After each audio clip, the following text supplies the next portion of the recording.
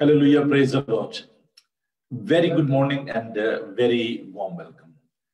हवा के दोष पर सरहदों की कैद से आजाद आपका दोस्त, आपका भाई, आपका खादम पादी नोबल सैमुअल आपका दिल पसंद प्रोग्राम एशियन गॉस्पेल शो लिए हुए हाजिर है और आपकी खिदमत में सलाम पेश करता है। हम खुदा का शुक्र अदा करते हैं अपने भाई, अपने दोस्त, अपने साथी रेवरेंड गिलबर्ट साहब के लिए, जो कि आज हमारे लिए खुदा का जिंदा पाक कलाम लेकर हमारे साथ इस प्रोग्राम में शामिल हैं। हम उन्हें खुश आमदीद कहते हैं। वेरी गुड मॉर्निंग भाई साहब, कैसे हैं आप? आप अनम्यूट कर लें, अपने जरा माइक को अनम्यूट कर लीजिएगा। है ना भाई, हम खुदा का शुक्र अदा करते हैं खुदा के अजीम खादमों के लिए जो कि हमारे साथ इस प्रोग्राम में साथ देते हैं। हाँ जी, वंस अगेन भाई साहब, very good morning. Good morning पादी साहब, कैसे हैं आप? मैं ठीक हूँ, खुदा का शुक्र है। बस आप जो मिडलैंड वाले ना, आप उधर से सर्दी इधर भेजते रहते हैं। आज सुबह स्नो हुई है यहाँ पे। हाँ जी, इसलिए मैं कह रहा हूँ ना कि आपकी सर्दी हम एंजॉय कर रहे हैं। जी जी जी जी, हाँ जी। कुछ सौगात है उधर से, नॉर्थ से, मिडलैंड से, और लंदन की सौगात जो है वो तो बारिश है। जी जी जी जी, तो आज भी सुबह बारिश हो रही है और हाँ जी। सर्दी आती है। लेकिन खुदा का शुक्र अदा करते हैं, खुदा का पाक कलाम जब हमें ताजगी बख्शता है। आमीन आमीन। आपकी जिंदगी के लिए, आपकी चाहत के लिए, सारी कमिटमेंट के लिए, डेडिकेशन के लिए खुदा का शुक्र अदा करते हैं। हम उन तमाम बहनों भाइयों को भी के जरिए हमारे साथ इस प्रोग्राम में शामिल हैं, तो जो कि फेसबुक में है, बाइबल टीवी पे जो इस प्रोग्राम को देख रहे हैं, हम उनको वेलकम कहते हैं। तो आइए आज के इस प्रोग्राम का आगाज खुदा के जिंदा पाक नाम में करते हैं और हम खुदा से दुआ मांगेंगे, खुदा की बरकत चाहेंगे खुदा के खादम के लिए, और खुदा से दरख्वास्त करें खुदा अपने बंदा को अकल, दानिश, हिकमत और दानाई की रूह बख्शे। तो मैं खुदा के जिंदा पाक कलाम से साम 95 की चंद आयात जो हैं उनको तिलावत करूंगा। ज़बूर 95। आओ हम खुदावन के हुजूर नगमा सराई करें, अपनी निजात की चट्टान के सामने खुशी से ललकारें, शुक्रगुजारी करते उसके हुजूर में हाजिर हों, मजमूर गाते उसके आगे खुशी से ललकारें, क्योंकि खुदावन खुदाए अजीम है और सब इलाहों पर शाह अजीम है। जमीन के गहराव उसके कब्जे में है, पहाड़ों की चोटियां भी उसी की हैं, समंदर उसका है, उसी ने उसको बनाया और उसी के हाथों ने खुशी को भी तैयार किया। आओ हम झुकें और सिजदा करें और अपने खालिक खुदा उनके हुजूर गिरने टेकें, क्योंकि वो हमारा खुदा है और हम उसके चिरागा के लोग और उसके हाथ की भेड़े हैं। आइए हम दुआ मांगे। खुदा पाक खुदा, तेरा शुक्र, तेरी तारीफ, तेरी सताइश, तेरी हम्द हो, क्योंकि खुदा तू सरदार गलाबान है। हम इस खूबसूरत तेरा शुक्र करते हैं कि हम तेरी चिरागाह की भेड़े हैं और फिर खुदा तू हमें सेरा आसूदा करता है, तू हमारी हिफाजत और निगरानी करता है। हम तेरा शुक्र, तेरी तारीफ करते हुए इस वक्त खुदा ने सारे बाइबल स्टडी के काम को तेरे हाथों में देते हैं, तेरे बंदा के लिए तेरी शुक्रगुजारी करते हैं, होंठों का जुमा लेना और अपने पाक का ताजा मसात आकर, और भी जितने लोग हैं खुदा इस प्रोग्राम में शामिल हैं या इसकी रिकॉर्डिंग को देखते हैं, खुदा उन सबके लिए तेरी बरकत चाहते हैं। तेरे जिंदा मोतबर लाखता ला तब्दील कलाम के लिए तेरा शुक्र करते हैं, इसकी सच्चाइयों के लिए तेरा शुक्र करते हैं, तेरे पाकरू के लिए तेरा शुक्र करते हैं जो हमारा उस्ताद हमें सिखाता है।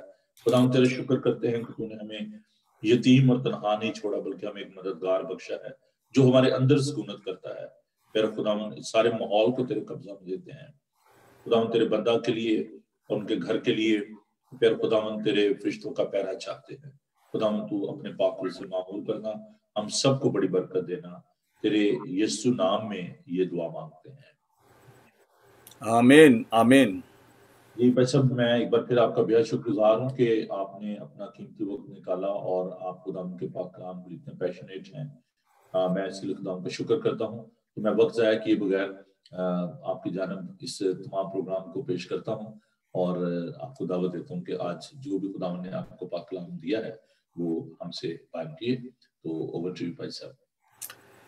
Thank you very much reverend Noble Samuel. मैं दिल की गहराई से खुदा का शुक्र अदा करना चाहता हूँ आज सुबह इस बाइबल टीवी ग्लोबल के लिए और आपके उस पैशन के लिए जो आप खुदा के कलाम के बारे में और खुदा की कलीसिया के बारे में रखते हैं, और मुझ जैसे खादमों को आप अपने साथ लेकर चलते हैं, हमें मौका देते हैं कि हम आपकी इस अजीम खिदमत का हिस्सा बन सकें। और आज मैं खुदा का शुक्र करता हूँ खुदावंद के बंदा मुकद्दस याकूब के लिए, जिसने बड़ी खूबसूरती से हमें सिखाया कि हम किस तरह कलीसिया के एक अच्छे फ़र्द बन सकते हैं, और ख़ास तौर पर हमें ज़रूरत है उस क्रिश्चियन करैक्टर की जिसे देखकर लोग खुदावंद यीशु मसीह पर ईमान लाएं।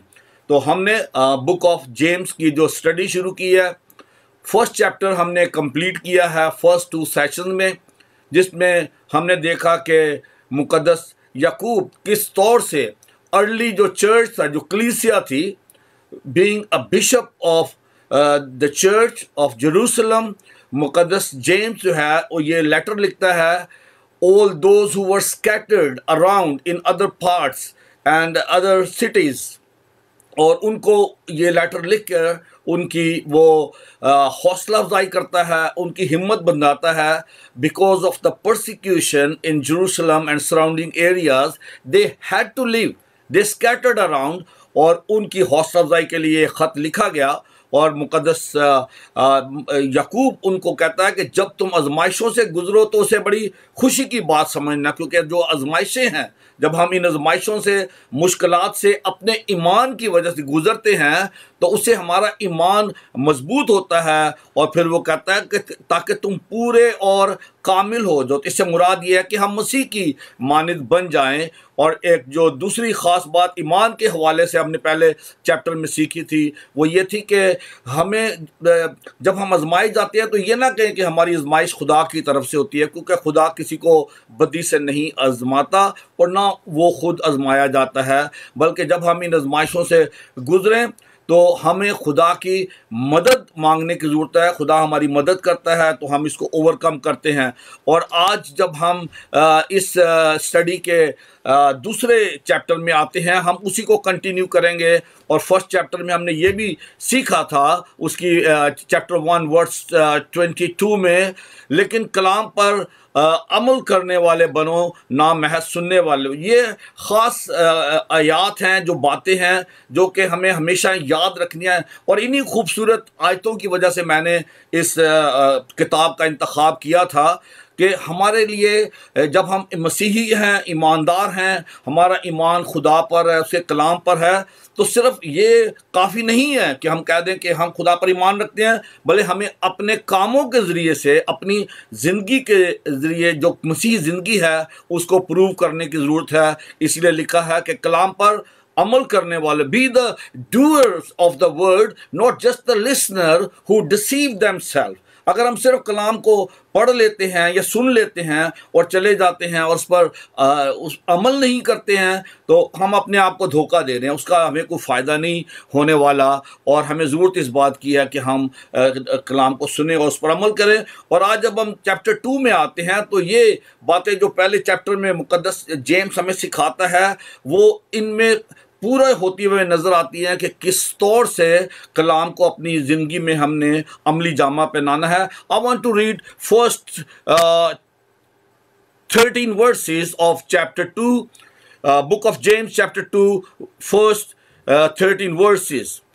आए मेरे भाइयों, हमारे खुदावंद जुल जलाल यीशु मसीह का ईमान तुम में तरफदारी के साथ ना हो, क्योंकि अगर एक शख्स तो सोने की अंगूठी और उम्दा पोशाक पहने हुए तुम्हारी जमात में आए और एक गरीब आदमी मैले कुचैले कपड़े पहने हुए आए और तुम उस उम्दा पोशाक वाले का लिहाज करके कहो कि तू यहाँ अच्छी जगह बैठ, और उस गरीब शख्स से कहो तू वहाँ खड़ा रह या मेरे पाँव की चौकी के पास बैठ, तो क्या तुमने आपस में तरफदारी ना की और बदनीयत मुनसिफ ना बने?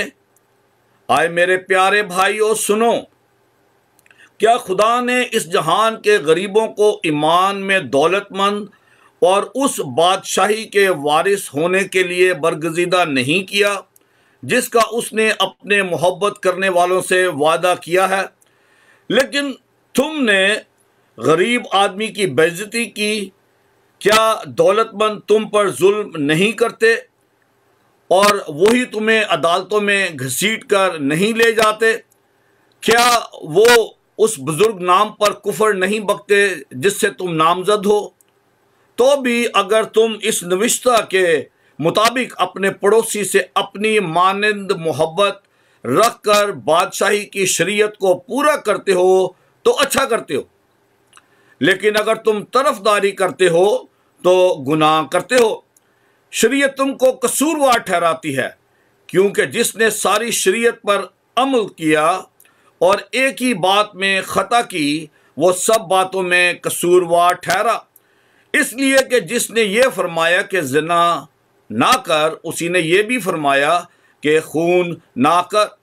बस अगर तूने ज़िना तो ना किया मगर खून किया, तो भी तू शरीयत का अदूल करने वाला ठहरा। तुम उन लोगों की तरह कलाम भी करो और काम भी करो जिनका आज़ादी की शरीयत के मुआफिक इंसाफ होगा, क्योंकि जिसने रहम किया उसका इंसाफ रहम से होगा, जिसने रहम नहीं किया उसका इंसाफ बगैर रहम के होगा। रहम इंसाफ पर गालिब आता है। खुदा की बरकत उसके कलाम के पढ़े और सुने जाने पर हो। खुदा का शुक्र हो। पहली बात जो आज हम चैप्टर 2 में सीखते हैं वो बड़ी इम्पोर्टेंट है, क्योंकि ये एक बहुत बड़ा इशू है जो कि चर्चिज़ में शुरू से रहा है। अर्ली चर्च में भी ये प्रॉब्लम रही है और आज भी ये प्रॉब्लम है। Favouritism, partiality. हम देखते हैं कि बाज़ लोगों को चर्च में बड़ी अहमियत दी जाती है बिकॉज दे आर रिच। उनका कोई स्टेटस है सोसाइटी में और उनको आला जगह दी जाती है जब वो चर्चिज में आते हैं, या उनको आला ओहदों पर रखा जाता है। और जो गरीब हैं या उनका कोई ऐसा आला मुकाम नहीं है सोसाइटी में, उनको हम हमेशा पीछे धकेल देते हैं या उनको पीछे जगह मिलती है। आज मुकद्दस पौलुस इस बात को हम पर जाहिर करता है कि ये गुनाह है। This is sin. फेवरेटिज्म और any kind of partiality is not acceptable in the church of God।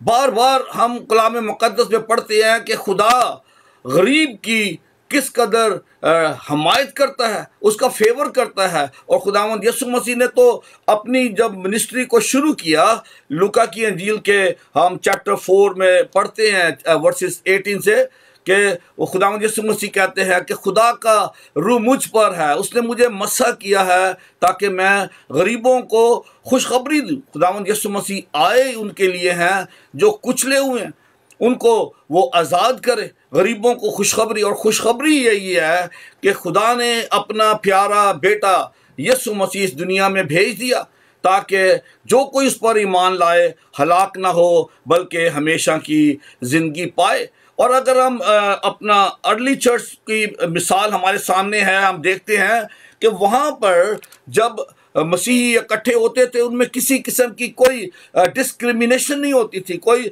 Differentiation नहीं होती थी, बल्कि हम पढ़ते हैं अमाल की किताब के दूसरे बाब में यहाँ पे लिखा है, और जो ईमान लाए थे वो सब एक जगह रहते थे और सब चीज़ों में शरीक थे और अपना माल असबाब बेच बेच कर हर एक ज़रूरत के मुआफिक बांट दिया करते थे और हर रोज़ एक दिल होकर हैकल में जमा हुआ करते थे।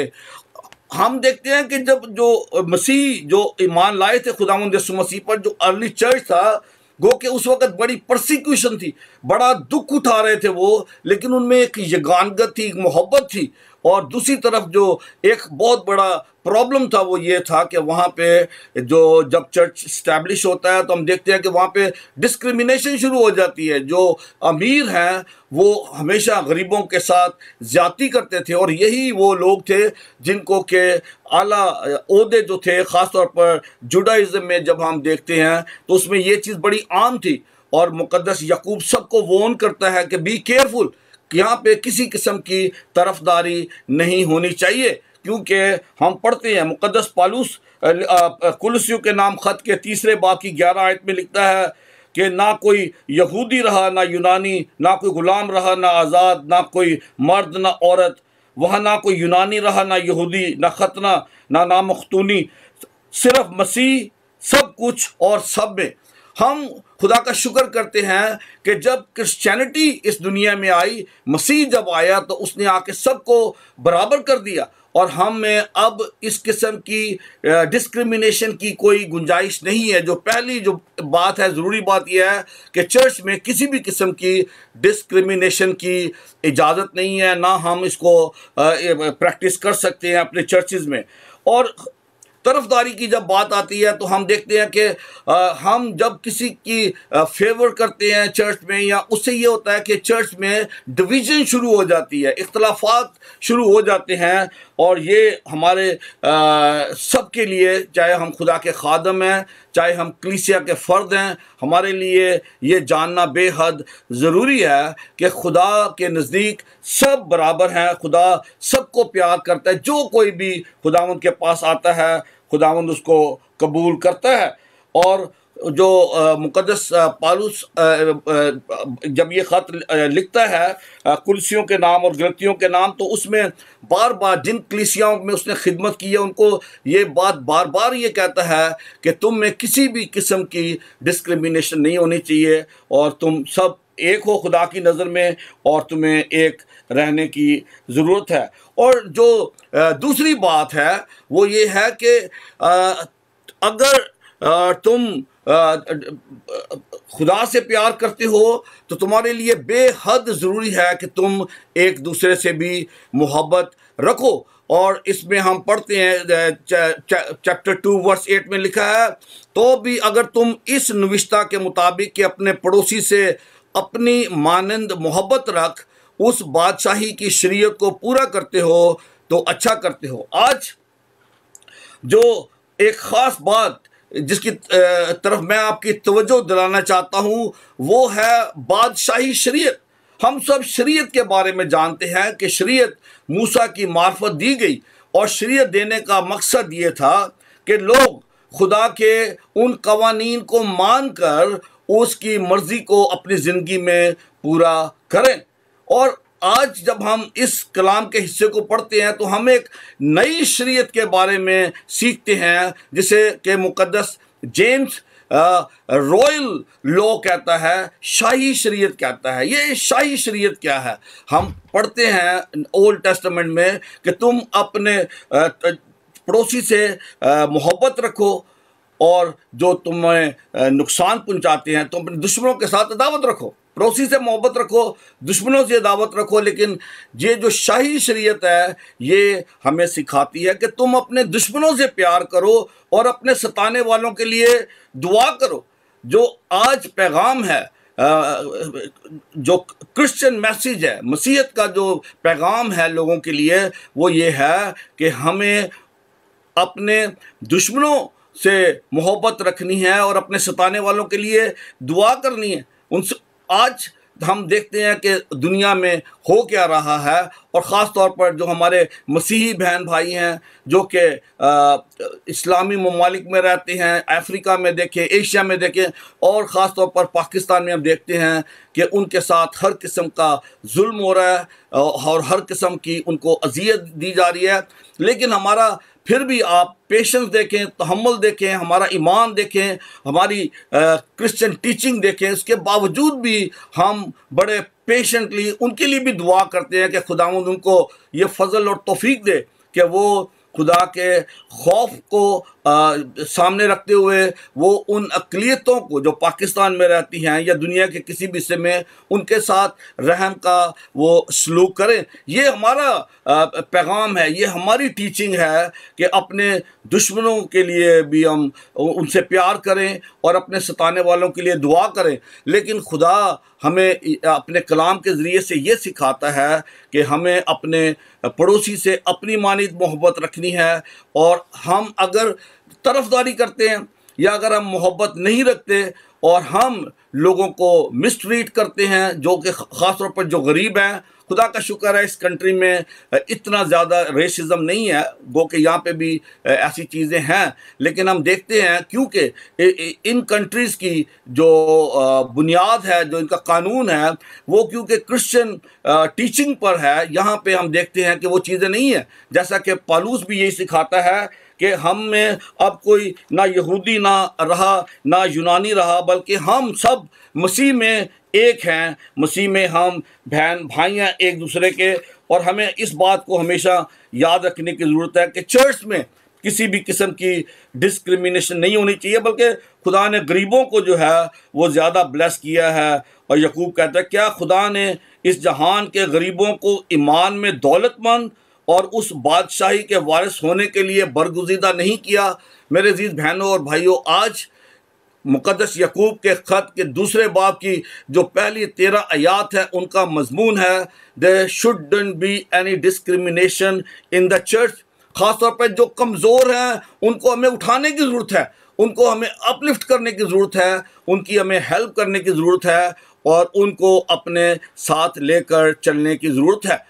और अगर हम कहते हैं कि हम शरीयत के मानने वाले हैं, उस पर पूरा अमल करते हैं, तो शरीयत में अगर हम एक भी जो कानून है शरीयत का उसको हम तोड़ते हैं, तो हमने सारी शरीयत को तोड़ा है और हम उसके सज़ावार बनते हैं।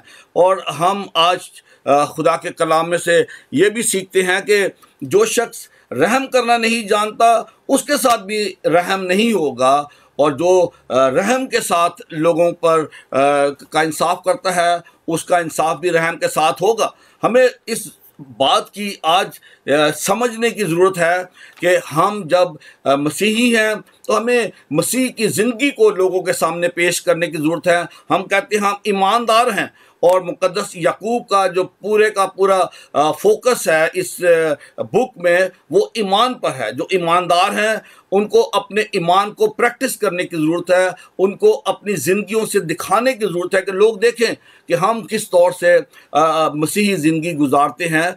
और ख़ास तौर पर कलीसिया के अंदर जो हमारा रवैया है वो ऐसा होना चाहिए कि सबके साथ हमें बराबरी का सलूक करना है, सबके साथ हमें मोहब्बत से पेश आना है, और हमें कोशिश करनी चाहिए कि किसी किस्म की भी कोई नाइंसाफ़ी ना हो। There shouldn't be any discrimination in the church of God। और अगर हम करते हैं तो यहाँ पे बड़ी सफाई से लिखा है, अगर आप ऐसा करते हैं तो आप गुनाह करते हैं। और ये बहुत बड़ा जो गुनाह है इससे हमें बचने की ज़रूरत है, ताकि हम खुदा की उस मर्ज़ी को पूरा करें, उसके हुक्मों को पूरा करें जो उसने हमें दिए हैं। Love one another, love your neighbour as yourself.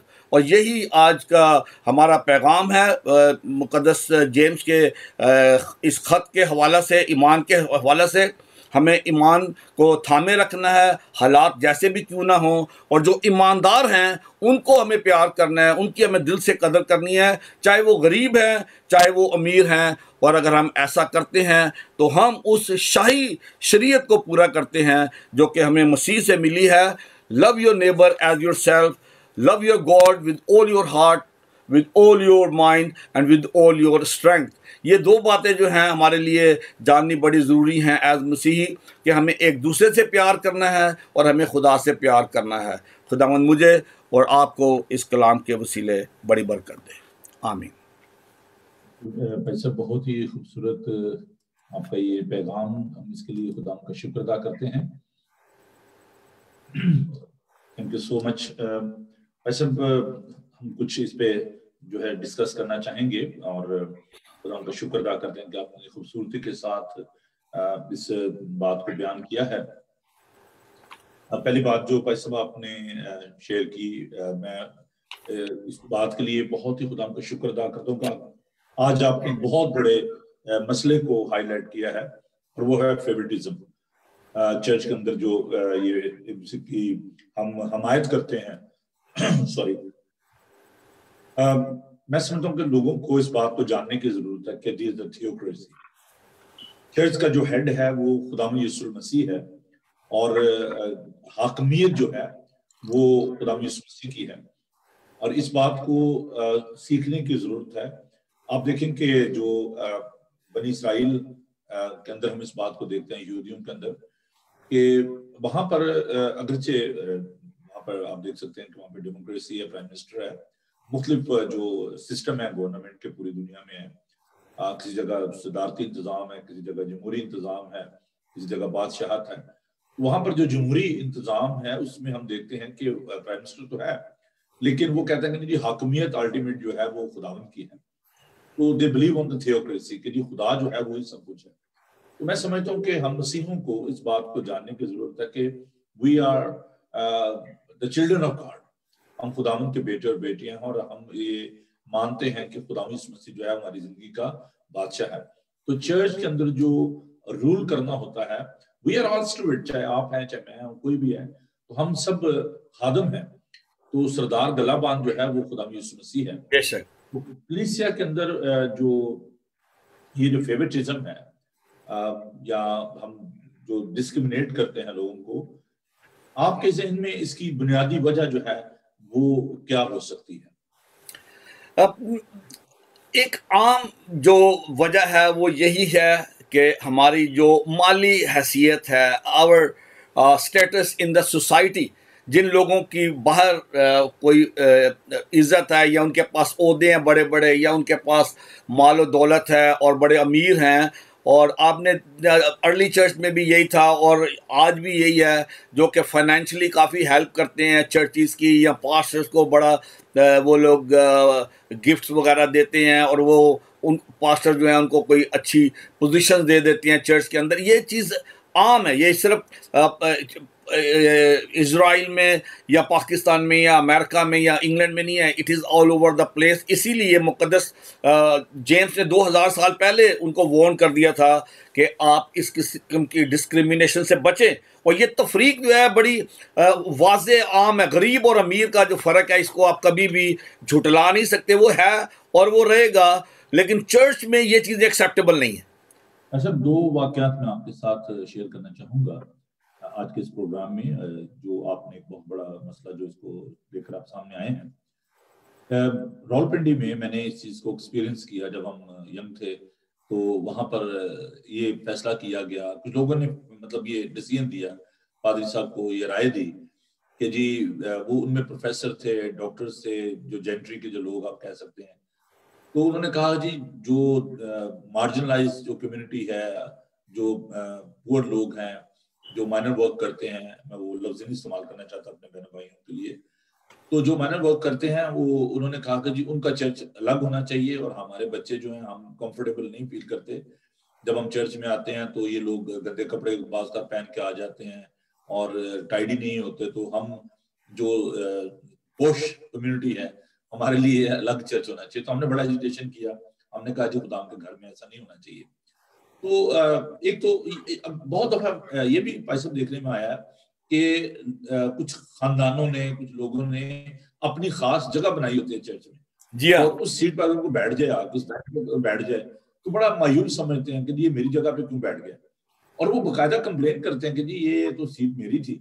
और ये बात आप देखें कि सिनेगॉग में, बात खानों में, यहूदी बात खानों में, वहां पर बकायदा कीमत अदा की जाती थी कि ये जगह जो है ये मुझे चाहिए और मुझे आगे जगह जो है मिलनी चाहिए, और उनके बकायदा उस पे वो नाम भी लिखे जाते थे।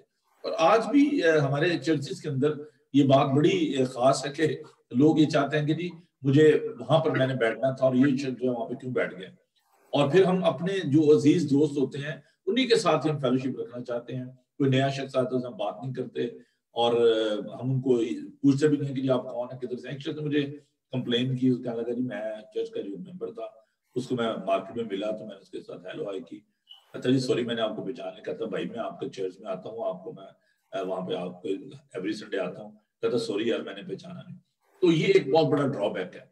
And through this program, I would like to encourage my brother and sister that there should be a love among us. भाई साहब बड़ी खूबसूरत बात कही कि ये एक बड़ी बैलेंस मोहब्बत है कि खुदा से भी मोहब्बत रखो और पड़ोसी से मतलब ये नहीं कि जो आपका नेक्स्ट डोर है वो है, बल्कि एक वाइडर कॉन्सेप्ट है कि वो जिनको आप नहीं जानते, जो दूर हैं, उनसे भी आप मोहब्बत रखें।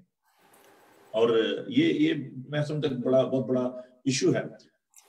दूसरी जो पैसा भी इसमें से मैंने जो एक पॉइंट जो निकाला हुई है कि जो आप फरमा रहे हैं कि जो खुदा के खादम हैं उनके अंदर ये बात नहीं होनी चाहिए। और हम लोगों को तो कहते हैं कि उनके अंदर लीडर प्रस्ती का गुनाह है, और पौलुस पहला करंथियुस के पहले बाब में इस बात को हाईलाइट करता है। कोई कहता है मैं पौलुस का, कहता है मैं पुलुस का, कहता है कैफा का, कहता है कौन किसके लिए मसलूब हुआ, क्या मसीह जो है वो बट गया? तो हम कलीसिया को तो ये कहते हैं कि जी आपस में एक हो जाएं, ये गानगत होनी चाहिए, लेकिन जो की पर्सन है, जो बाइंडिंग फोर्स है, वो खुदा उनका खादम है। उसको चाहिए कि वो लोगों को इकट्ठा करके रखे और उसमें कोई डिस्क्रिमिनेशन नहीं होनी चाहिए। मैं आपको अपने चर्च की एक एग्जांपल देना चाहता हूँ कि हमारे चर्च में, यूनाइटेड रिफॉर्म चर्च में, एंग्लिकन में तो शायद डिफरेंट है, उनमें भी जो चर्च पेक्टोरियल कमेटी होती है, उसमें चर्च में से लोग चुने जाते हैं जो कि पास्टर के साथ काम करते हैं। तो हमारे चूंकि प्रेस्बिटेरियन सिस्टम में ये है कि वोटिंग होती है और उसमें लोगों को चुना जाता है, और आमतौर पर भाई साहब होता यही है कि वही जो हमारे पंजाब का एक रिवाज है कि जिदियां डांगा बोती वही चौधरी है ना, जिसके ज्यादा वोट होंगे वही चौधरी बन जाता है। तो ये एक बड़ा बुरा एक सिस्टम है। मैं समझता हूँ कि अच्छा है, मतलब लोगों की जो बात उसको सुनना चाहिए, but majority is not always right. तो मेजोरिटी के फैसले जो है वो अक्सर गलती होते हैं। अक्सरियत ने खुदा यीशु मसीह को मसलूब किया था।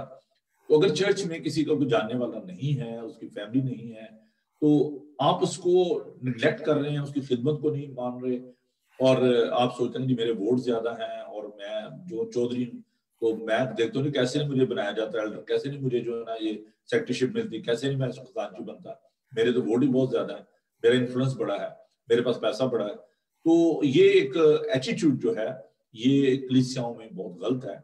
और फिर जो पास्टर्स के अंदर जो चीज पाई जाती है कि खौफ हमायत करने का जाती फायदा उसमें, और पौलुस जो है जैसे आपने भी फरमाया और इस बात को सख्ती से कंडेम करता है, और याकूब जो है वो फरमाते हैं कि लेकिन अगर तुम तरफदारी करते हो तो गुनाह करते हो। It's very simple word. और 9वीं आयत में, और शरीयत तुमको कसूरवार ठहराती है। तो आप इस बारे में और क्या ऐड करना चाहेंगे कि इस डिस्क्रिमिनेशन के, इस जो फेवरेटिज्म है, इसके मजमूई तौर पर कलीसिया पर क्या असरात होते हैं? पादी साहब, मैं शुक्रगुजार हूँ, आपने अपने जो एक्सपीरियंसेस शेयर किए हैं, आपका बहुत वास्ट एक्सपीरियंस है।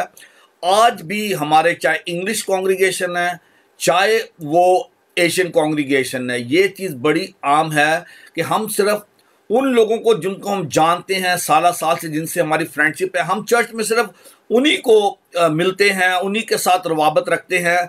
और फिर ना सिर्फ चर्च में, चर्च से बाहर भी हम जितने भी लोग नए आते हैं उनको कभी भी अपने साथ शामिल करने की कोशिश नहीं करते। हम अपने गैटोज में, अपने ग्रुप्स में ज़्यादा कंफर्टेबल फील करते हैं। हमें ज़रूरत है कि हम एक वेलकमिंग चर्च बने। जो लोग नए आते हैं या पहली मर्तबा आते हैं उनको वेलकम करें अपने बीच में और उनको अपना हिस्सा बनाएं। We are the body of Christ. उनको ये एहसास दिलाएं कि वो खासतौर पर यहाँ पे मुख्तलिफ दुनिया के हिस्सों से लोग आए हुए हैं। मैं आज की यहाँ की बात करता हूँ मैं, और जब लोग हमें मिलते हैं, हम किसी को इनवाइट करते हैं एज ए पास्टर, मैं जहाँ भी जाता हूँ कहता हूँ please come to our church. और जब चर्च में आते हैं तो जो कॉन्ग्रीगेशन है वो किसी को लिफ्ट ही नहीं कराते, वो किसी को वेलकम नहीं करते, वो अपने ही उसमें बिजी रहते हैं। उनको टाइम ही नहीं होता कि वो अपने दोस्तों के अलावा किसी और को वेलकम करें या किसी से बात करें। तो ये एक बहुत बड़ा चैलेंज है आज। इसके गरीबी और अमीरी एक बात है, और जो फ्रेंडशिप और जो आपका एक सर्कल बना हुआ है उसके बाहर आप लोगों को अगर वेलकम नहीं करते हैं तो ये एक बहुत बड़ा खतरा है। और फिर लोग आना छोड़ देते हैं। वो एक मरतबा दो मरतबा आते हैं, उसके बाद वो आना छोड़ देते हैं। और आ जाके, और हमारे चर्चिज में, इंग्लिश कॉन्ग्रीगेशन में ये आम प्रॉब्लम है कि वो वही ग्रुप रहता है। आपको बहुत कम नए चेहरे जो है वो चर्चिज में नजर आते हैं, क्योंकि लोग उनको उस तरह से वेलकम नहीं करते जिस तरह करना चाहिए। इसमें एक तो नफरत पैदा होती है जी। खुदावंद के घर में तो एक दूसरे प्यार होना चाहिए, लेकिन जब आप लोगों को मार्जिनलाइज करते हैं, उनको कॉर्नर करते हैं, तो लोगों के अंदर नफरत पैदा हो जाती है। और दूसरा ये कि एक इन्फर्टी कॉम्प्लेक्स लोगों के अंदर डेवलप होता है कि लोग सोचते हैं कि जी वो उसके पास रुपया पैसा, उसके पास अच्छी गाड़ी है, इसलिए उसको आगे लाया जा रहा है। जी, तो जी। लोगों के अंदर एक इन्फर्टी कॉम्प्लेक्स जो है वो डेवलप होता है और लोग आगे नहीं बढ़ सकते। बहुत दफा बड़े बड़े टैलेंटेड, बड़े गिफ्टेड लोग जो हैं वो चर्च के अंदर होते हैं, लेकिन हम उनको निगलेक्ट करते हैं और उनको हम इस कॉम्प्लेक्स में हम मुब्तला कर देते हैं। I don't mind to share भाई साहब कि जब मैं छोटा था और हम रावलपिंडी यूनाइटेड प्रेस्बिटेरियन चर्च जो है राजा बाजार वहाँ जाया करते थे, तो हम बड़ा शौक होता था कि जी क्वायर में शामिल हों। तो हमारे चर्च के 3 जो पोर्शन है वहां पर, तो एक जो जिस साइड पे क्वायर बैठते, जो लोग रावलपिंडी से हैं वो इस बात को जानते होंगे, तो वो चर्च जो है क्रॉस के शुरू में बना हुआ है। तो जिस साइड पे ऑर्गन था, जिस साइड क्वायर थी, मेरी हमेशा कोशिश होती थी कि आप उस साइड पे बैठा जाए। लेकिन कभी किसी ने इनकरेज नहीं किया था कि जी आप आए क्वायर में शामिल हों, और जो अच्छे आप कह लें कि वेल डू लोग थे उनको आगे लाया जाता। और चंद साल पहले जब मैं पाकिस्तान गया तो मुझे पादरी साहब ने कहा कि आपने चर्च में सरमन देना है। तो मैंने जब सरमन दिया तो मैंने बड़े वाशगाफ अल्फाज में ये बात शेयर की। मैंने कहा कि खुदारा इस बात को आप स्टॉप करें कि आज आपने मुझे बुलाया है, आज मुझे आपने इज्जत दी है कि मैं सरमन दूं। तो मुझे वो वक्त याद आता कि जब मैं उस बेंच पे कॉर्नर में बैठा होता था तो मुझे गरीब समझ के कोई पूछता नहीं था। तो आज शायद दोस्तों कोई और नोबल इस चर्च में बैठा हो और कल को आप उसको इज्जत देना पड़े, उसको कहना पड़े कि आए सरमन दें। तो मैंने कहा कि ये बात चर्च में नहीं होनी चाहिए कि गरीब अमीर का फर्क नहीं होना चाहिए। तो यू ट्राई टू एक्सप्लोर कि जी कौन शख्स जो है वो उसके पास गिफ्ट है, वो म्यूजिक बजा सकता है, गा सकता है, बाइबल रीडिंग कर सकता है। वैसे हमारी 3rd जनरेशन है उस चर्च में। मेरे सारे बहन भाई, मेरे वालिद साहब, आप कह लें कि 47 के बाद जब मेरे वालिद साहब वहाँ पर माइग्रेट हुए, ही वाज इन आर्मी, तो वो वहाँ पर गए। तो आप अंदाजा कर लें कि मैंने जब पाकिस्तान छोड़ा, दैट वाज 1988, जब मैं रावलपिंडी छोड़ के तो सेमिनरी में आया। तो इतने सालों में भाई साहब मैंने एक दफा भी बाइबल रीडिंग नहीं की, कभी किसी ने नहीं पूछा। और वहां पर जो ये चर्च, मैं एक बड़े चर्च की एग्जांपल आपको दे रहा हूँ, तो ये मेरा अपना जाती तजुर्बा है, मेरी अपनी पेन है जिसको मैं एक्सप्रेस कर रहा हूँ। जी जी जी और जी। मैं सिर्फ खुदा के खादमों को ये बताना चाहता हूँ कि इस रवैये को तर्क करें, और यहाँ पर भी और पाकिस्तान में भी, इंडिया में भी, wherever you are, you need to explore in your congregation that who is who, उसके पास क्या गिफ्ट है, क्या टैलेंट है। और ये एक बहुत बड़ा प्रॉब्लम है कि जहाँ पर हम ये कहते हैं कि चर्च जो है वो सबकी अमाजगाह है, सबके लिए है, यहाँ पर इक्वलिटी है, लेकिन अगर प्रैक्टिकली वहां पर इक्वलिटी नहीं है तो फिर उसका कोई फायदा नहीं है। पासवान अगर विजिट करते हैं तो वो सबको विजिट करें, बल्कि उनको जो कि जरूरतमंद है, बेवा हैं, जो गरीब लोग हैं, उनके पास जाएं, उनके लिए दुआ करिए। नहीं कि अगर आपको कोई टैक्सी का किराया दे रहा है, आपको कोई लिफ्ट दे रहा है, आपको कोई पैसे दे रहा है, तो आप उसको ज्यादा अहमियत दें और दूसरों को आप नजरअंदाज करें। तो ये मेरी रिक्वेस्ट है through this television, through this programme, कि खुदारा हम जो खुदा उनके खादम हैं हमको इक्वली सबको ट्रीट करें। जैसे एक बाप जो है वो सबको, बच्चों को इक्वली, हाँ कुछ होते हैं उसके फेवरेट होते हैं जो कि मेहनत करते हैं, हमारी भी होती है कि जो चर्च में थोड़ा काम कर रहा है चले उसके साथ बातचीत रखी जाए, उसके साथ कम्युनिकेट किया जाए, there is no harm in that. लेकिन आप जहां पर उनकी हेल्प करने की जरूरत है, जहां पर आपको प्यार करने की जरूरत है, बाप ये नहीं कहता बेटी को कि आप मेरे कमरे में नहीं आ सकती, बेटा आ सकता है, या वो मेरी गोद में बैठ सकता है, आप नहीं बैठ सकती, तो मैं उसको कपड़े लेके दूंगा, आपको नहीं लेके दूंगा। तो गलतियों के साथ में भाई साहब खुदा का पाक कलाम ये सिखाता है कि जितनों ने खुदा मसीह को कबूल किया उसमें ना कोई औरत रहा, ना मर्द रहा, ना कोई गुलाम रहा, ना कोई आजाद रहा, हम सब खुदा के बेटे और बेटियां। तो इसमें अगर भाई साहब कुछ और आप ऐड करना चाहें कि ये जो इश्यूज हैं जो याकूब के खत में आपने बयान किए हैं, तो इसमें अगर कुछ और बात आप ऐड करना चाहें। अभी एक लफ्ज मुझे ज़हन में आ रहा है, भाई साहब सामने आ रहा है, लेकिन तुमने गरीब आदमी की बेइज्जती की, क्या दौलतमंद तुम पर जुल्म नहीं करते, वही तुम्हें अदालतों में घसीट कर नहीं ले जाते। तो ये इस पे जरा थोड़ा सा रोशनी डालिएगा, 6ठी आयत में जो कि इस तरीके से जब हम ऐसा करते हैं तो हम गरीब आदमी की बेइज्जती करते हैं। जब हम किसी गरीब शख्स की बेइज्जती करते हैं, बेसिकली हम उसकी बेइज्जती नहीं कर रहे, बल्कि हम उसके क्रिएटर की बेइज्जती कर रहे हैं। गरीब कोई पैदा नहीं होता, ये सोसाइटी है जो कि लोग कुछ गरीब रह जाते हैं, कुछ अमीर होते हैं। लेकिन खुदा का कलाम हमें, बीइंग क्रिश्चियन, हम एक जनरल बात नहीं कर रहे हैं, हम पर्टिकुलरली चर्च की बात कर रहे हैं कि चर्च में ये जो कॉन्टेक्स्ट है ये चर्च का कॉन्टेक्स्ट है कि हमारे आपस में जो बिलीवर्स हैं उनके बीच में डिस्क्रिमिनेशन जो है वो सिन है, वो गुनाह है, और हमें ज़रूरत इस बात की है कि हम इस गुनाह से बचें। गुनाह चाहे छोटा है या बड़ा है, गुनाह गुनाह है, और इस गुनाह से हमें बचने की ज़रूरत है कि हमारी वजह से कोई भी शख्स जो है वो खुदा से दूर ना चला जाए।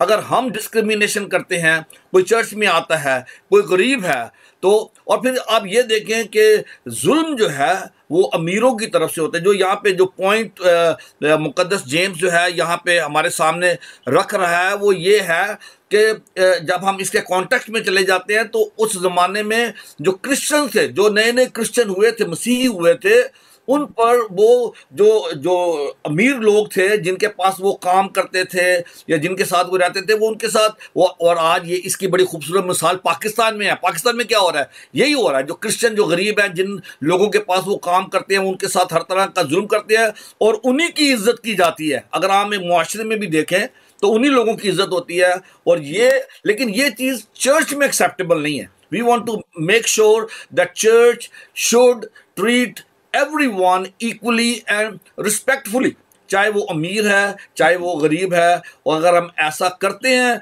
तो हम उस शाही शरीयत को, I like this term royal law जो है यहाँ पे, जिसका मुकद्दस जेम्स जिक्र करता है कि शाही शरीयत में यही है। शरीयत जो है वो हमें सिखाती है कि हम खुदा के हुक्मों पर अमल करें, लेकिन जो शाही शरीयत है वो हमें रहम करना सिखाती है। जो आखिरी आयत है आज के हमारे हवाले में यही लिखा है, क्योंकि जिसने रहम नहीं किया उसका इंसाफ बगैर रहम के होगा। रहम इंसाफ पर गालिब आता है। तो हमें रहम करने की ज़रूरत है, हमें प्यार करने की ज़रूरत है, और याद रखना चाहिए कि अगर हम रहम करेंगे तो हम पर भी रहम किया जाएगा, हमारा इंसाफ भी रहम के साथ होगा। And this is the very, very important point of this teaching. We need to be merciful and then we will be treated mercifully.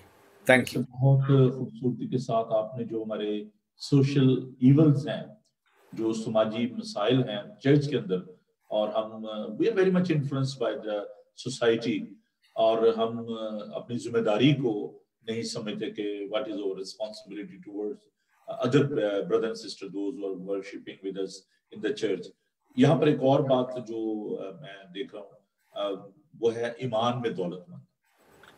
तो ये बड़ी खूबसूरत बात याकूब बयान कर रहे हैं। इस पे थोड़ा सा आप रोशनी डालिएगा कि ईमान में दौलतमंद होना क्या है। ईमान एक गिफ्ट है खुदा की तरफ से। ईमान जो है वो आप कहीं से हासिल नहीं कर सकते। This is faith is gift of God, और ये जब हमारे पास है तो हम दौलतमंद हैं, वी आर रिच। ये देखे किस तरह से, इसके फायदे देखे कितने हैं। नंबर एक, इसी को हम अपने टीचिंग को इसी को लेते हैं। पहली बात जो कहता है कि अगर तुम मुसीबतों से गुजरते हो, आजमाइशों से गुजरते हो, तो इसको बड़ी खुशी की बात समझो, क्योंकि आपका ईमान जो है वो आपको इन दुखों में, मुसीबतों में कभी भी गिरने नहीं देता, वो आपको संभालता है। और इस ईमान की वजह से, why you are rich, because you have faith, जो कि आपको हेल्प करता है कि आप कभी भी आजमाइशों में जब से गुजरते हैं तो वो आपकी मदद करता है। और दूसरी बात ये है कि जो कुछ भी आप खुदा से मांगते हैं, अगर आपका ईमान है, मजबूत है, और खुदा से आप जो चीज़ मांगते हैं वो आपको मिलती है। क्योंकि यहाँ पे लिखा है कि मगर ईमान से मांगे और शक ना करे, क्योंकि शक करने वाला समुंदर की लहर की मानिद है। और जो चैप्टर 1 में हमने ये भी सीखा था कि अदना भाई अपने आला मर्तबे पे फ़ख्र करे। अदना भाई से मुराद जो गरीब है लेकिन वो ईमानदार है, वो फ़ख्र करे कि वो खुदा पर ईमान रखता है और खुदा ने उसको ईमान का गिफ्ट जो है वो दिया है, और वो रिच है। चाहे वो हालात कैसे भी हों, उसको पता है कि मेरा खुदा मेरे साथ है, वो मुझे नहीं छोड़ेगा। और हकीकत भी यही है कि ईमानदार जो हैं वो इस दुनिया में कैसे भी हालात से गुजरें, वो उनको आप खुश देखेंगे। कैसे भी हालात क्यों ना हो, उनको आप कराते रोते नहीं देखेंगे, because they trust in the Lord. और खुदा का पाक रूह जो है उनको तकवीत देता है और उनके साथ रहता है। और ईमान जो है, हकीकी दौलत जो है वो ईमान की दौलत है। आप सब कुछ खो सकते हैं, लेकिन ईमान जो है वो आपको सरफराजी अता करता है। वैसे मैं दो जो बातें इस हवाले से करके हम दुआ करेंगे, खत्म करेंगे इस बात को। मैं एक लिविंग एग्जांपल आपको देना चाहता हूँ कि ईमान में दौलतमंद होना क्या है, और जो हमारी एक सोशल रिस्पॉन्सिबिलिटी है टूवर्ड्स अदर बिलीवर्स, उसकी एक एग्जांपल मैं आपको देना चाहता हूँ। आप नूदा पोशाक के बारे में, सोने की अंगूठी के बारे में आपने बताया कि जो आदमी अच्छा लिबास पहन के आता है तो दूसरे जो है उनको वो हकीर जानता है, और एक जो गरीब आदमी मैले कुचैले कपड़े पहने हुए हैं उसको आप निगलेक्ट कर रहे हैं। मेरे एक बड़े ही अजीज दोस्त भाई Nazir James, now days is in Canada, तो जब उन्होंने गुजरांवाला में मेरे चर्च में आना शुरू किया तो मैं उनका आपको बता रहा हूँ कि उनकी मोहब्बत, उनका रवैया, कि वो जानबूझ के अपनी गाड़ी को चर्च से दूर पार करके आते थे, क्योंकि ज्यादा लोग जो थे वो माइनर वर्क करते थे आर्मी में, और ज्यादा लोग जो है वो पढ़े लिखे नहीं थे, अच्छे ओहदों पर फाइज नहीं थे। तो वो जानबूझ के अपनी गाड़ी को दूर खड़ा करके आते थे, और उन्होंने कुर्ता को और पहना होता है, शलवार को और पहन के आते थे कि जी लोगों को पता ना चले कि मैं कौन हूँ। तो मैंने जब वो चर्च में उन्होंने आना था पहले दिन, तो हम नीचे बैठ के इबादत किया करते थे, कोई बेंच वगैरह नीचे ओपन एयर में मैं इबादत किया करता था। तो हुआ क्या कि मैंने उनके लिए आगे जो सोफा था वो लगवा दिया, और वहां पे जगह उनके लिए बना दी। तो जो वहां पे दरिया वगैरह थी, और वो वहां पर वो आके तो बैठ गए, तो उनके लिए वो जगह भी ना बची, तो वो घास पे बैठ गए। तो मैंने उनसे ये बात की, उन्होंने कहा कि नहीं मैंने हर संडे आना है, और हर संडे ये नहीं हो सकता कि मैं आगे बैठूं वहां पर। तो थैंक यू, अच्छा कि आपने ऐसा। मैंने कहा सॉरी, मैं इस चीज को इसलिए महसूस कर रहा था कि आप आ रहे हैं। तो कहते नहीं, मैं हर संडे आना है, तो हर संडे तो मैं वहां पर नहीं बैठ सकता, तो थैंक यू वेरी मच, मैं यहाँ पर अपने लोगों के साथ बैठूंगा। तो उनकी जो हलीमी फरोतनी लोग इतना पसंद करते थे। मेरे साथ उन्होंने यूनिट्स में जाना विजिट करने के लिए, तो उन्होंने कहना कि नहीं यार, मैंने उनको बताना नहीं कि मैं कर्नल हूँ, बस ये बताना कि मैं दोस्त हूँ, तो मैं हूँ इबादत करवाने के लिए साथ। तो खुदा ने उनको बड़ी बरकत दी, बड़ी सरफराजी बख्शी, और उस चर्च के लिए उस अकेले शख्स ने तकरीबन ₹2.25 लाख उन्होंने रेज किया। और आज भी उनकी मोहब्बत मेरे दिल में है, और मैं खुदा का शुक्र अदा करता हूँ ऐसे लोगों के लिए जो खुदा के लोगों से मोहब्बत करते हैं। तो ये हम पे डिपेंड करता है कि हम कैसे रिएक्ट करते हैं, कैसे खुदा के लोगों से हम प्यार करते हैं।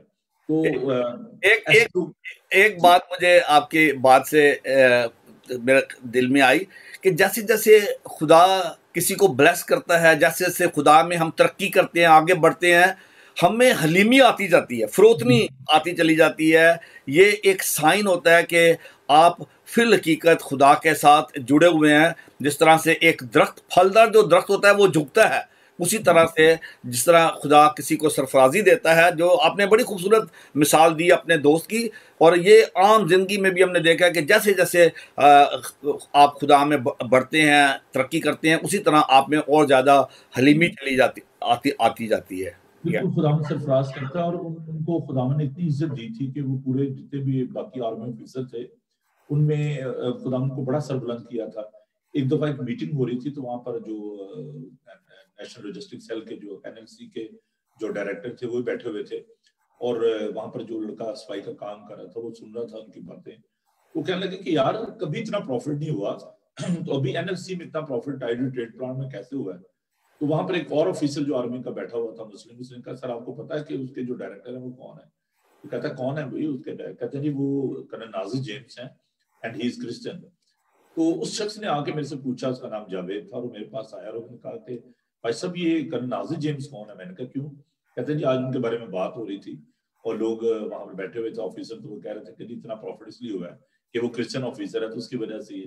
तो खुदावन ने उनको गैर कौम में बहुत इज्जत दी, और खुदा का शुक्र अदा करते हैं ऐसे दोस्तों के लिए, ऐसे बहन भाइयों के लिए जो कि दूसरों की फिक्र करते हैं, और अपने स्टेटस को, अपने उस सारे हसीयत को वो एक तरफ रख देते हैं, और खुदा से प्यार करते हैं। ऐसे लोग हैं कलीसियाओं में, और मैं समझता हूँ कि हमें खुदा के घर में अपने इन स्टेटस को, अपने रुपए पैसे को हमें कंसिडर नहीं करना चाहिए, क्योंकि खुदावन ने सबके लिए अपनी जान दी है।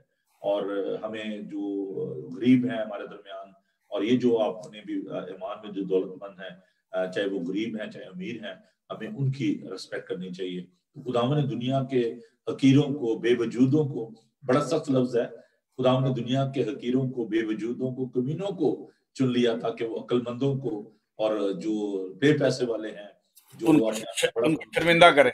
तो खुदा का शुक्र अदा करते हैं भाई साहब आपकी आज की सारी स्टडी के लिए। और जो खुदा के कवानीन हैं उनको हमें फॉलो करना चाहिए। खुदा के कवानीन जो है वो सख्त नहीं है और वो बड़े ही सादे हैं। सारी शरीयत का लुबे लबाब जो है खुदा ने दो बातों में समो दिया कि तू खुदा अपने खुदा से अपने सारे दिल, अपनी सारी जान, अपनी सारी अकल, अपनी सारी कुव्वत से मोहब्बत रख। और इसके माने दूसरा हुक्म यह है कि अपने पड़ोसी से अपनी माने मोहब्बत रख। तो भाई साहब मैं चाहूंगा कि हम दुआ मांगे और खासतौर पर हम कविता गिल के लिए दुआ करें जिनको फॉल्सली एक्यूज किया गया। somebody told me last night कि उन्होंने उसको रिलीज कर दिया है। मुझे इसके बारे में भी अपडेट नहीं मिली कि उनको कराची में अरेस्ट किया गया था तो उन्होंने रसालत के कानून में, और उनको मैं देख रहा था कुछ मुस्लिम औरतें थी जिन्होंने बुरके पहने हुए थे, उसको पीट रही थी, मार रही थी।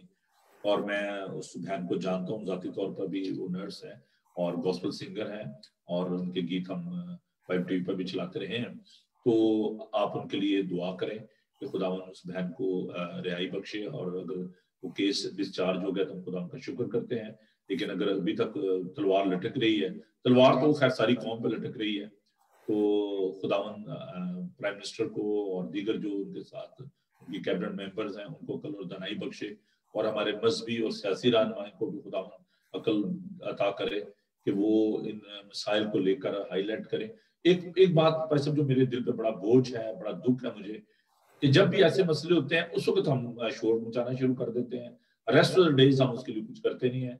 मैं आपके लिए खुदा का शुक्र अदा करता हूँ कि जब भी हमने प्रोटेस्ट किया, जब भी हमने आवाज उठाई, you are always standing next to me. तो मैं दूसरे खातमों से भी ये कहना चाहता हूँ कि खुदारा ये जो एक माध्यम है खुदा ने टूल दिया है, ये बड़ा पावरफुल टूल है, ये जो मीडिया है, तो इसके जरिए अपनी आवाज को दूसरे लोग तक पहुंचाएं। ये जो कवानीन है, जो मसाइल हैं, इनको हाईलाइट करें। और खुदारा वो जो गरीब लोग हैं जो वहां पर पिस रहे हैं, जिनको सताया जाता है, जिन पर ये झूठे मुकदमात बनाए जाते हैं, इन बातों को लेकर आए, डिस्कस करें अपनी आवाज को। और इस चैनल का मकसद यही है, ये कोई एंटरटेनमेंट चैनल नहीं है, ये जहाँ पर ड्रामे देखेंगे आप, जहाँ पर गाने सुनेंगे। ये चैनल जो है ये पैसा इसीलिए बनाया गया है कि हम अपनी आवाज को अपने दोस्तों तक पहुंचाएं, कलाम को लोगों तक लेकर जाएं। तो you are all welcome to come and share your worries with other people, share your concern with other people. अपनी आवाज को बुलंद करें, अपनी आवाज को दूसरे लोगों तक पहुंचाएं। और 24/7 ये हमारा चैनल जो है ये हाजिर है, तो यहाँ पर किसी को प्रेशर नहीं है। This is the first Pakistani Christian channel which is based in UK. तो आप आए, जो भी हमारे इंडियन बहन भाई हैं उनके लिए भी खुदा का शुक्र करता हूँ कि वो हमारे साथ होते हैं हर दुख तकलीफ में और हमारा साथ देते हैं, और हम उनके लिए भी शुक्र करते हैं। भाई अर्नेस्ट, भाई अशोक, बट्टू, मैं देखा कि जब भी हमने प्रोटेस्ट किया देयर ऑलवेज विद अस। तो मैं चाहता हूँ कि आप इनके लिए दुआ करें। और जो खुदा के खादम यूके में है, अमेरिका, कनाडा में इस प्रोग्राम को देख रहे हैं, सुन रहे हैं, प्लीज आप भी अपनी आवाज को बुलंद करें। ये नहीं कि अगर हमारी बहन तबीता गिल जो है वो अगर बाहर आ जाती हैं तो हम इस बात को भूल जाएं और फिर अगले वाक़े का इंतजार करें कब कोई नया वाक़या होगा। खुदा माफ करे, खुदा ने ऐसे वाक़यात ना होने दे। जो भी आपने देखा कि जो यूनाबाद में वाक़या हुआ, जो बाकी जगहों में जो प्रॉब्लम्स हमें दरपेश हुई, तो इसके लिए हमें सबको मिलकर काम करने की जरूरत है। और मेरी ये दरख्वास्त है कि आप इस तमाम मसाइल के लिए पैसा दुआ करें, और खासतौर पर बहन तबीता गिल के लिए, उसके घराने के लिए और उनके कॉलीग के लिए। मुस्लिम नर्स बता रही थी कि उसने कुछ ऐसा नहीं कहा, कुछ ऐसी बात नहीं की। तो there are good people around there जो इस बात को महसूस करते हैं, तो उनके लिए भी दुआ करें कि जो वैसे मुसलमान बहन भाई हैं जो कि लिबरल हैं, जो कि हमारे मसाइल को जानते हैं, खुदा उनको भी जुर्रत और दिलेरी दे तो हमारे साथ स्टैंड ले। जी भाई साहब आप दुआ में आइए हम दुआ मांगे। खुदावंद मेहरबान बाप, हम तेरा शुक्र अदा करते हैं। आज तूने अपने कलाम के ज़रिए हमें सिखाया कि हमें किस तरह गरीबों को जो परसिक्यूटेड हैं, जो हर तरह का जुल्म सहते हैं, किस तरह हम उनको सहारा दे सकते हैं, हौसला दे सकते हैं और उनको प्यार कर सकते हैं। और आज हम जब इन तमाम हालात को अपने सामने रखते हैं जो कि मसीही हमारे बहन भाई पाकिस्तान में फेस कर रहे हैं, सोए बाप आज हम तेरे सामने मिन्नत करते हैं अपनी इस बहन तबीता गिल के लिए। तेरी खादमा है, तेरी बेटी है, जो अपने ईमान के बाइस आज दुख उठा रही है। उस पर यह जुल्म हुआ है और जैसा हमें मालूम हुआ है कि उस पर ब्लास्फेमी का चार्ज भी लगाया गया है, उस पर केस बनाया जा रहा है, झूठा केस बनाया जा रहा है। तो खुदावंद हम उसकी हिफाजत चाहते हैं और चाहते हैं खुदावंद खुदा उसके ख़िलाफ़ ऐसा कोई भी जो हमला है, जो भी उस पर इल्ज़ाम लगाया जाता है, खुदावंद वो कामयाब ना हो। इसी तरह से हम खुदावंद तमाम क्रिश्चियन लीडर्स को जो पाकिस्तान में हैं, पॉलिटिकल लीडर्स जो हैं, खुदावंद उनके लिए दुआ मांगते हैं। ख़ास तौर पर खुदावंद तेरे खादमों के लिए जो पाकिस्तान में, हमारी दुआ है खुदावंद खुदा उनमें इत्तेहाद हो, यगानगत हो और वो सब मिलकर खुदावंद इन तमाम बहन भाइयों के लिए जो कि इस वक्त पाकिस्तान में प्रिजन्स में हैं, उनके केस कोर्ट में हैं, खुदावंद हम दुआ मांगते हैं कि तू उनकी रिहाई का इंतज़ाम कर, उनको आज़ाद कर, उनको खुदावंद तू संभाल इस मुश्किल वक्त में। इसी तरह से खुदावंद हम तमाम तेरे खादमों को जो कि इस मुल्क में हैं, खुदावंद हम तेरा शुक्र अदा करते हैं बाइबल टीवी ग्लोबल के लिए, पादी नोबल के लिए, जिन्होंने खुदावंद ये हमें प्लेटफॉर्म दिया है कि हम इस पर आकर अपनी आवाज़ बुलंद कर सकते हैं। शायद पाकिस्तान में इस कदर आज़ादी से वो अपने मीडिया के ज़रिए से अपनी आवाज़ बुलंद नहीं कर सकते, लेकिन हमें यहाँ पे आज़ादी है और हम दुआ मांगते हैं खुदावंद खुदा कि तू अपने खादमों को और क्रिश्चियन लीडर्स को खुदावंद ये तौफीक दे कि वो मिलकर यहाँ पे काम करें और ऐसे यहाँ पे दोस्त पैदा करें पार्लियामेंट में, और वो लोग जो कि यहाँ पे पावर में हैं उनको इस्तेमाल करें ताकि वो पाकिस्तान की गवर्नमेंट को इन्फ्लुएंस करके वहाँ पे मुमकिन करे कि वो मसीहों को और तमाम जो भी वहाँ पे माइनॉरिटीज़ हैं उनको एक रिस्पेक्टेबल लाइफ मिल सके और हर रोज़ जो परसिक्यूशन हो रही है, मसीहों पे जुल्म हो रहा है, उसको बंद किया जा सके।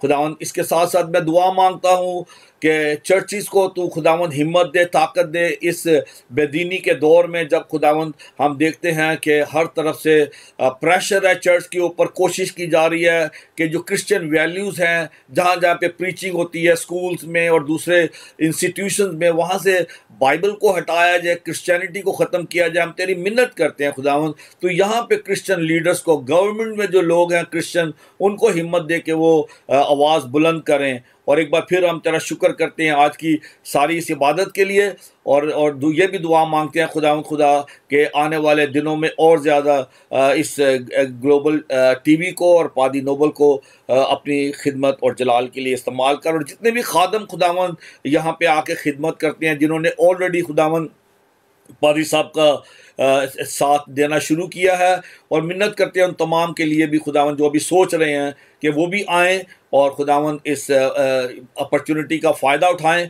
खुदा के कलाम को शेयर करें और उन लोगों तक पहुँचें जहाँ तक अभी तक खुदा का कलाम नहीं पहुँच सका। खुदावंद मुझे आज खुदावंद ने मौका दिया कि मैं खुदा के कलाम को शेयर करूं। जो भी कलाम का बीज बोया गया है खुदावंद उसको फलदार करे और आने वाले सेशंस में भी खुदावंद मदद और रहनुमाई करे। यीशु मसीह के नाम से ये दुआ मांगते हैं, आमीन। खुदावंद अपना चेहरा आपका जलवागर फरमाए, खुदावंद आपकी बदन जान और रूह की हिफाजत करे, आपका बुलाने वाला सच्चा वैसे करेगा। और हमारे खुदा मसीह का फजल, खुदा बाप की मोहब्बत, पाक रूह की रफाकत और शाकत अब से लेकर हमेशा तक आप सबके साथ और दुनिया भर के मुकद्दसीन के साथ होती है, आमीन। तो पैसे बहुत बहुत शुक्रिया। मैं शुक्रगुजार हूँ अपने उन नाजरीन का, दोस्तों का जो कि पाकिस्तान में, इंडिया में इस प्रोग्राम को देख रहे हैं।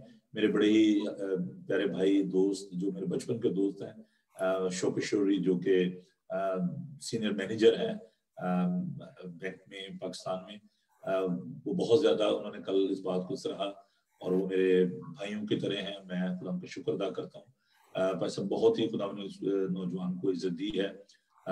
खुदा से दुआ है खुदा ने, जबकि वो गैर कौमों में काम करते हैं, खुदा उन्होंने बरकत दे और उनको, उनके घराने को खुदा अपने जलाल के इस्तेमाल करे। इसके साथ ही जनान आसिफ जो के प्रिंसिपल हैं सेंट पैट्रिक स्कूल के, वो हमारे साथ हैं। क्रिस्टोफर पॉल गॉस्पेल सिंगर हैं। हमारी प्यारी बहन श्रेया विंसन बहुत ही प्यार करती हैं, और वो तो जैसे आप उनके सगे भाई हैं, ऐसे मुझसे वो भाइयों की तरह ट्रीट करती हैं। कोई शुक्र अदा करता हूँ। विनोद थॉमस हमारे साथ हैं, हिंदू कॉन्वर्ट, और उनके लिए, उनके घराने के लिए तो बहुत सारे और भी नाम मेरे सामने हैं। लियास सबदिन है स्लॉ से, रूथ रॉबिन्सन है, रशीद मसीह साहब हैं, भाई अरुण सिंह हैं, जॉनसन भट्टी हैं। अगर मैं किसी का नाम नहीं ले पा रहा तो प्लीज मुझे माफ कीजिएगा, क्योंकि इतनी लंबी लिस्ट है। तो लेकिन जैसे जैसे लोग बाद में भी देखेंगे, हम उनके शुक्रगुजार हैं। खुदावन आप सबको बड़ी बरकत दे, खुदावन आपके साथ हो, खुश रहें और खुश रखें। कल सुबह 10:30 बजे इंग्लिश में लाइव ब्रॉडकास्ट सर्विस की जाएगी, और उसके बाद 2 बजे उर्दू हिंदी में। और भाई साहब आप अपने चर्च के लिए जरा मैं बताइएगा कि live broadcast. Thank you very much. मैं खुदा का शुक्र करता हूं आज की इस इबादत के लिए, इस मौका के लिए। इसके साथ मैं बता दूं कि आज दोपहर 3 बजे हमारी international praise and worship service होगी फेसबुक पे 3 PM। तो आप प्लीज हमें उस पर भी आप ज्वाइन कर सकते हैं। और मुमकिन है कि अगर उसको आप मुझे जूम पे ले आए तो मैं उसको लाइव ब्रॉडकास्ट कर दूं। मैं आपको जूम का लिंक भेजता हूं, और आप जो है हमें जूम पे आप ज्वाइन कर लेना, ठीक है? मुझे आप जूम का लिंक भेजिए। मैंने आप जरूर इस इंटरनेशनल जो प्रेयर डे उसमें जो आप दुआ कर रहे हैं आज उसमें शामिल हुए। कितने 2 बजे 3 बजे होगी, दोपहर 3 बजे ये जूम पे होगी और फेसबुक लाइव पे होगी। और आपको आप भी जरूर हमें उसमें ज्वाइन कर सकते हैं। लिंक मैं भेजूंगा आपको, ठीक है? थैंक यू जी। आपके जो कल सर्विस कितने बजे उसके बारे में आप जरूर बताइए। हमारी चर्च सर्विसेज नहीं हो रही हैं, लेकिन हम अपनी जो सर्विस है वो सुबह 9:30 बजे जो है लाइव हम भेजेंगे फेसबुक पे, तो लोग हमें ज्वाइन कर सकते हैं। लाइव सर्विस तो रिकॉर्डेड सर्विस होगी वो। थैंक यू भाई साहब, खुदा आपके साथ हो। और बहन भाइयों इजाजत दीजिए पादी नोबल को और पादी गिलबर्ट डेविड साहब को। खुदा आप सबके साथ हो, आपको बड़ी बरकत दे। और नेक्स्ट सैटरडे इसी सिलसिले को जारी रखते हुए हम याकूब के खत को लेकर आगे बढ़ेंगे। बहुत खूबसूरत खत तैयार भाई साहब बड़ी मेहनत के साथ इसकी तफसीर तैयार की है। तो भाई साहब once again thank you very much. God bless you all. God bless you. Thank you भाई।